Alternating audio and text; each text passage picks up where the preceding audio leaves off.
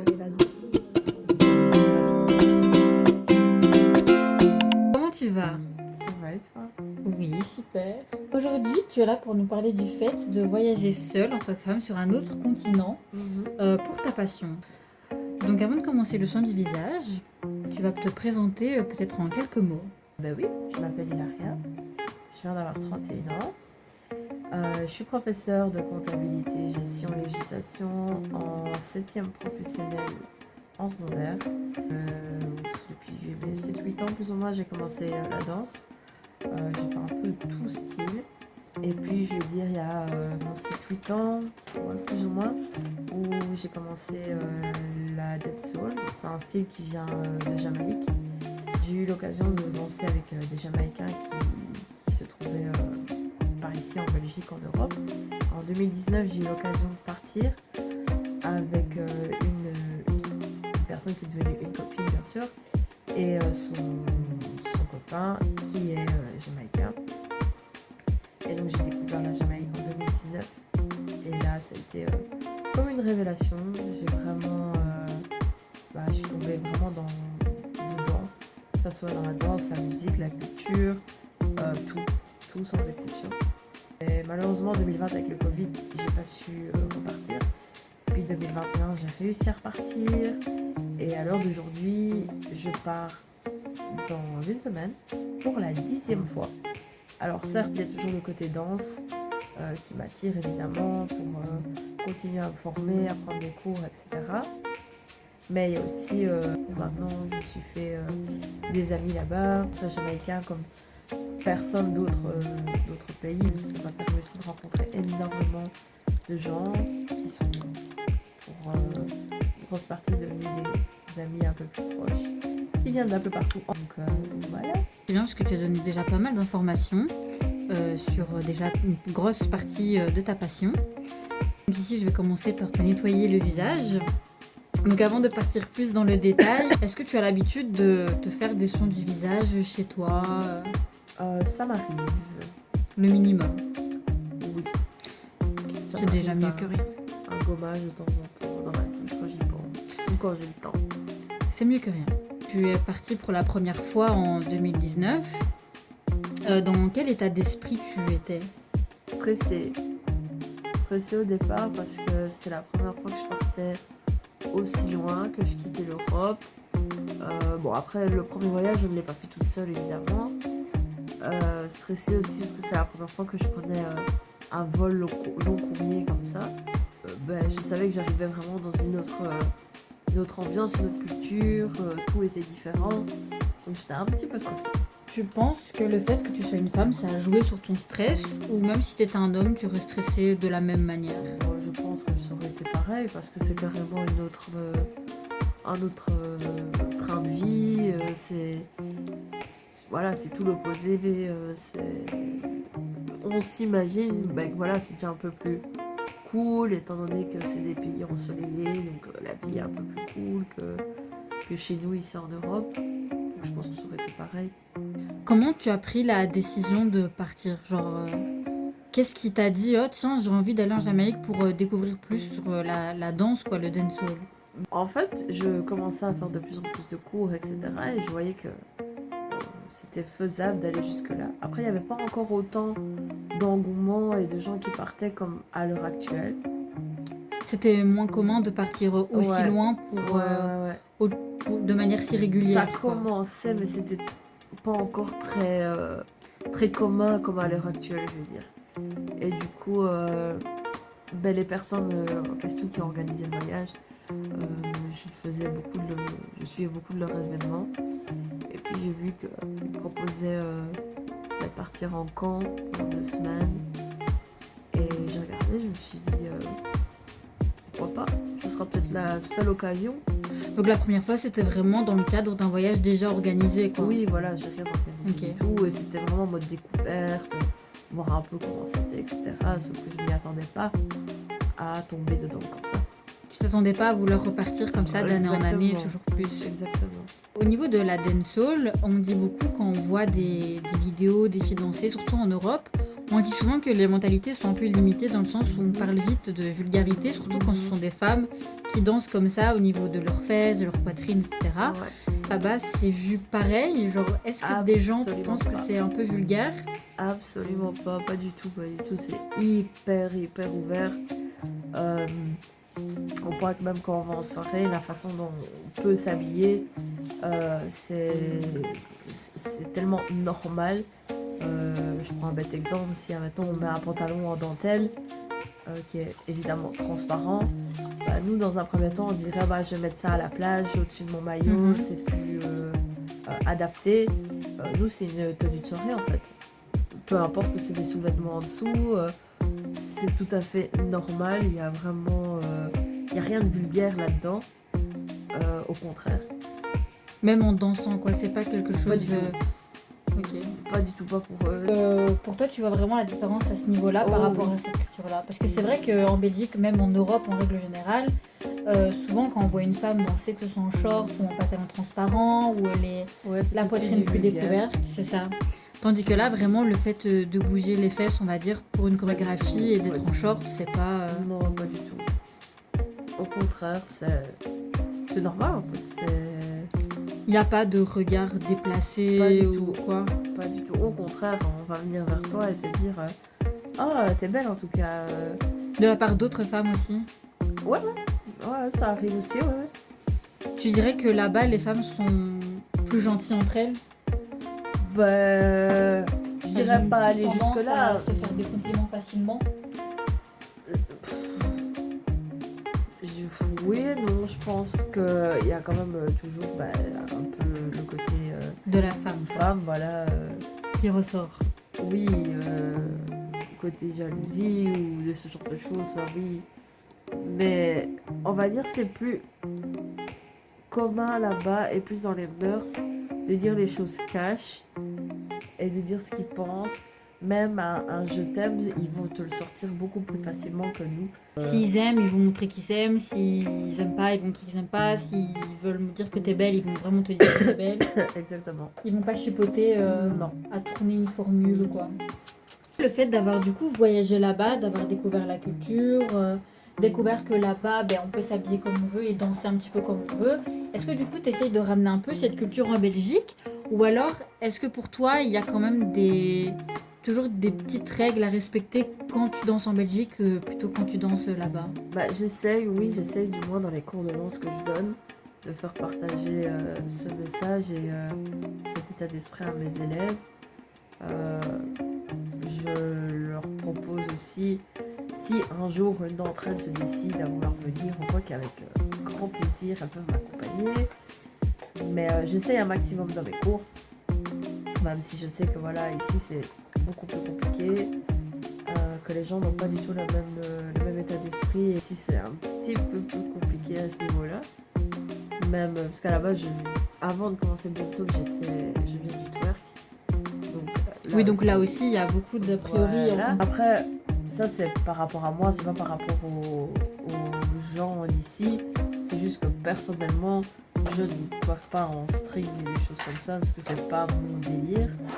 Mais ça n'a rien à voir avec le fait d'être esprit ouvert en Belgique ou pas. C'est juste moi personnellement, c'est pas mon délire, quoi. C'est vrai qu'en Belgique, on voit beaucoup des filles, des femmes, faire de la danse. C'est plus un milieu féminin, on va dire, et surtout dans la dancehall, finalement, c'est vraiment plus féminin, on va dire. Les styles de danse masculins, on va plus associer ça au breakdance ou hip-hop. Erreur. Et est-ce que là-bas, du coup, il y a plus d'hommes qui font ça que des femmes? Exactement, erreur. C'est ce que les gens pensent ici. Étant donné que ce qu'on promouvoit le plus, c'est vraiment le fait de bouger ses fesses, etc. etc. Or qu'en Jamaïque, je veux dire 90% des danseurs, ce sont des hommes. Il y a beaucoup plus d'hommes qui dansent que de femmes, puisqu'à la base, le dancehall, c'est pas pour les femmes. C'est arrivé un peu après, mais sinon, de base... C'est pour les hommes, en fait. Pas pour les hommes, mais je veux dire, c'était mixte. Ok. C'était pas réservé aux femmes. Et du coup, quand on est en soirée, par exemple, en Jamaïque, il y a sur une soirée, je veux dire 95% de la soirée, c'est des musiques que même les hommes peuvent danser, c'est mixte, vraiment. Et il y a quoi, 5% pour les femmes en fin de soirée. Mais c'est vraiment 10 minutes et puis merci, au revoir. Ok, donc ça c'est vraiment quelque chose de contraire, on va dire, à ici. Parce qu'ici, généralement, on voit dans...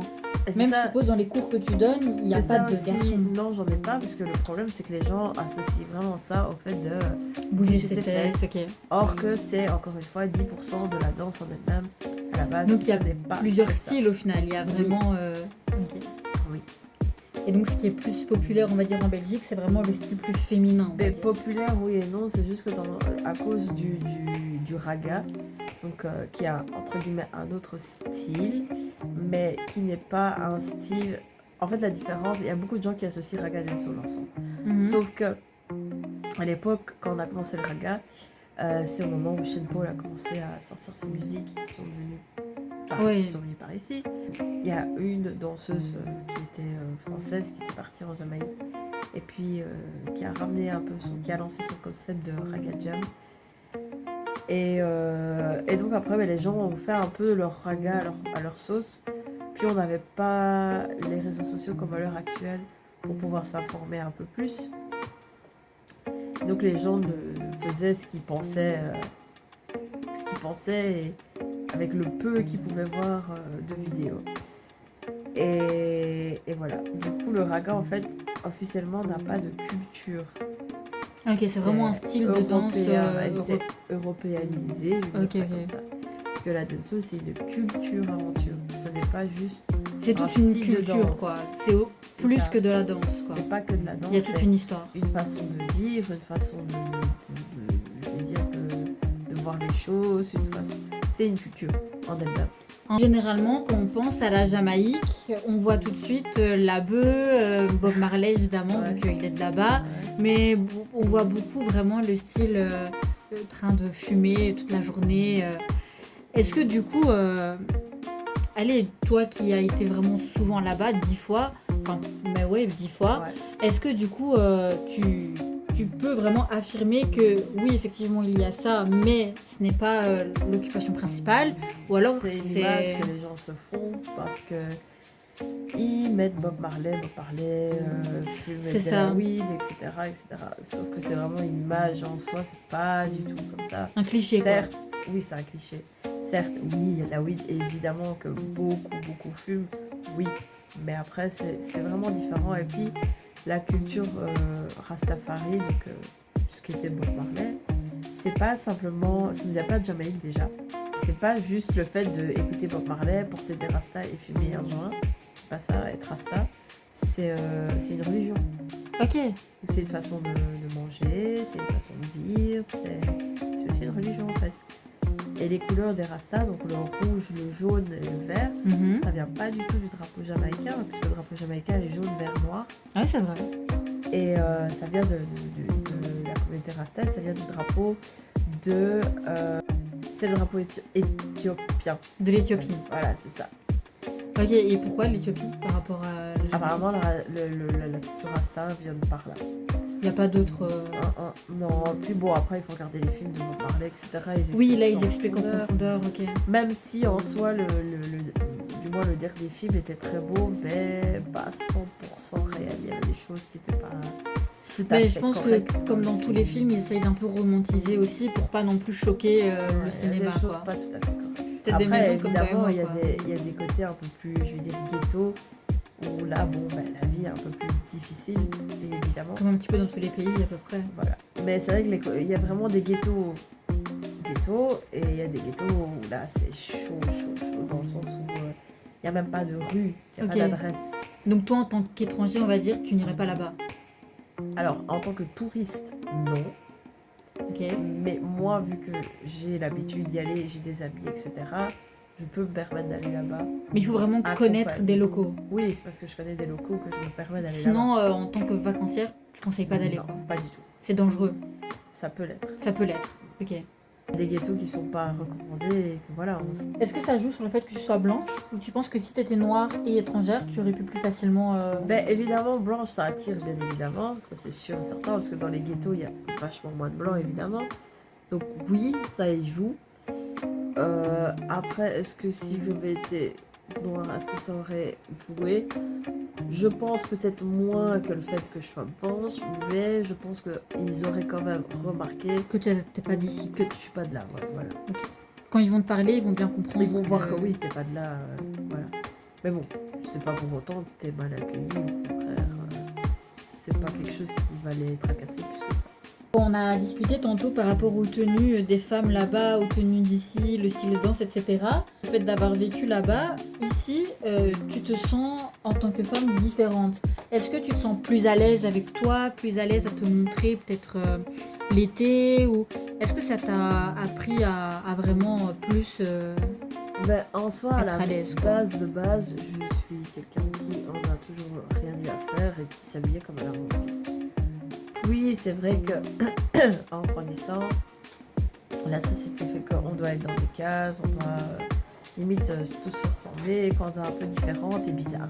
Ouais, c'est vrai. Donc c'est vrai que ça m'avait un peu refroidi dans le sens que voilà, j'essayais de passer inaperçu, même si au fond j'avais toujours un style qui n'était pas inaperçu. T'essayais de rentrer dans le moule, quoi. Mais voilà, j'essayais de, entre guillemets, m'adapter un petit peu plus. Et puis, quand je suis retournée là-bas, j'ai pu être totalement moi-même, sans devoir me dire oh, je vais pas faire ça, ça va pas. Et en fait, à force d'y aller, et de mettre tout ce que j'ai envie de mettre, ou des choses que j'avais dans ma garde-robe depuis des années et que je ne mettais pas, parce que ici, on pourrait encore regarder de travers. C'est pas culturel. Ben là-bas, je me fais trop plaisir. Alors ici, je fais moins attention, du coup, depuis. Je me laisse quand même un peu plus aller. Même si c'est vrai que il y a certaines choses que je peux pas mettre ici. Parce que voilà, c'est... En plus, tu es prof, donc... Ouais, il faut que je fasse attention à ça aussi. Mais bon, c'est un détail. Donc vraiment, tu penses que ça t'a vraiment permis de plus t'assumer, on va dire, avec ton propre Ouais, style. Le fait d'avoir clairement. vu là-bas plein de femmes s'assumer, se dire qu'elles sont bien avec elles-mêmes, qu'elles mettent ce qu'elles ont, rabibocher, on va dire, le fait d'avoir vu Ouais. une autre culture là-bas, de te dire, finalement, en fait, c'était pas moi qui réagissais de manière bizarre, c'était plus eux au final. Bah oui et non, dans le sens que en fait là-bas, t'es qui tu es, comme tu es, et c'est tout. Et ils t'acceptent comme tu es, et Voilà. après, libre, chacun Il n'y a d'aimer pas ou de de pas aimer. jugement de ah la mini-tube, ah elle a fait ci, ah la... Non, t'es comme ça, point barre. Parce qu'évidemment, on peut pas non plus être amis et être meilleur copain avec tout le monde. Non, ça, bien c'est sûr, logique. c'est sûr, évidemment. Mais voilà, pas T'entends bien physiquement. avec Ils les vont pas te gens. dire oh, elle est tout le temps en jupe, on va la nier, Pas du c'est tout. mauvais pour la réputation. Pas quoi. du tout. Si je vais te rincer ton masque hydratant, alors est-ce que maintenant tu te verrais, admettons, vivre en Jamaïque? Tu te verrais déménager, tout quitter ici et aller t'installer là-bas? J'y ai déjà... Ça peut déjà traverser l'esprit, mais non. Non. Pourquoi tu as des attaches à ta famille, à ton métier, Oui, la il y a la- qualité de vie? c'est sûr qu'il y a il y a ma famille, mais il y a aussi le fait que en vacances c'est très très bien, mais y travailler c'est beaucoup plus compliqué, c'est pas si facile de trouver du travail là-bas, les salaires sont pas très très très élevés évidemment, donc y vivre, non, je pense pas que c'est vraiment si... Parce que tu devrais diminuer ton train de vie, quoi. Ouais, c'est pas la même chose. Je choisirais un autre pays si je devais changer la Belgique. J'irais dans, certes, un pays chaud, je préférerais, si c'est possible. Mhm. Mais voilà. J'ai vu aussi le Panama. Si je dois choisir, j'irais plus au Panama pour y vivre, j'ai envie de dire. Ok. Donc vraiment la Jamaïque pour toi ce serait vraiment si tu pourrais admettons rester 3 mois, les 3 mois de l'été là-bas Ouais, et c'est ça, revenir ouais, le reste de ouais, l'année. ouais. Parce que vraiment y travailler là-bas c'est très très très compliqué. C'est pas si facile, C'est pas la même vie qu'ici quoi. Non. C'est pas évident de trouver du travail, c'est pas évident. Tu vois bien que eux n'ont pas le même train de vie que toi. Non. Après, c'est beaucoup plus cool. Ça, c'est bien par rapport à ici. Les gens sont beaucoup moins stressés, même ceux qui travaillent sont beaucoup moins à cheval. Mais bon, ça reste Il compliqué. y a d'autres aspects quoi à Ouais, ça prendre reste en compte compliqué, ouais. pour aller vivre dans un autre pays. Vivre, c'est autre chose. Oui non c'est sûr, hein, y vivre il faut tout changer quoi. C'est vraiment un autre mode de vie. évidemment. Après, le mode de vie en lui-même ne me déplaît pas du tout. Mais bon, c'est vrai que c'est juste que d'un point de vue travail, etc., c'est pas facile. Même Donc, financier, je dirais ici que tu peux encore faire des allers-retours Belgique-Jamaïque. Si tu travaillais là-bas, tu n'aurais peut-être pas le salaire pour faire Belgique-Jamaïque aussi souvent peut-être. Non, pas du tout. Voilà, donc c'est peut-être ça aussi. Pas du tout. On arrive tout doucement à la fin. Je t'applique la petite crème de soin. Donc déjà, est-ce que tu as passé un moment agréable à recevoir ton petit soin du visage comme ça? Oui, c'était sympa. Ça fait toujours du bien de prendre un petit peu soin de soi. Ouais, et de se reposer un petit Donc ici, du coup, pour résumer, donc tu vas partir ici dans une semaine. peu. Oui, Donc tu as vraiment hâte du coup de retrouver le petit... et comment? ton Surtout le petit soleil. soleil. Le soleil surtout, parce qu'ici on n'est pas gâtés. Top, hein. Et est-ce que pour terminer, tu aurais vraiment un conseil à donner aux femmes, parce que bon, ma communauté c'est plus des femmes que des hommes, qui auraient envie vraiment de partir, que ce soit pour des vacances ou vraiment pour vivre de sa passion, pour faire des découvertes vraiment dans un autre continent.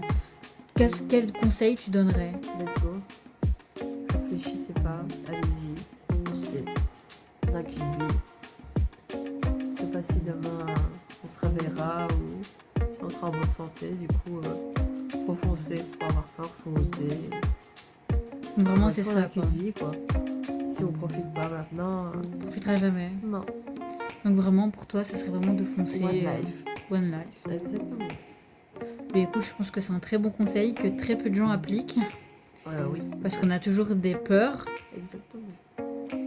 Mais toi qui l'as vécu, du coup, bah, tu regrettes absolument pas, quoi. Pas du tout, au contraire. Ça t'a apporté que du positif. Ouais, énormément. Super, on arrive à la fin. Donc ben, j'espère que cette petite interview vous a plu. Donc on a pu entamer la discussion du voyage en tant que femme seule par rapport à sa passion. Donc comme vous pouvez le voir, elle l'a fait. Pourquoi pas vous? Le conseil d'ailleurs qu'elle vous donne, c'est de foncer. Donc ben, on va se retrouver une prochaine fois pour un nouvel épisode et une nouvelle histoire. Merci de m'avoir écouté. À bientôt. À bientôt.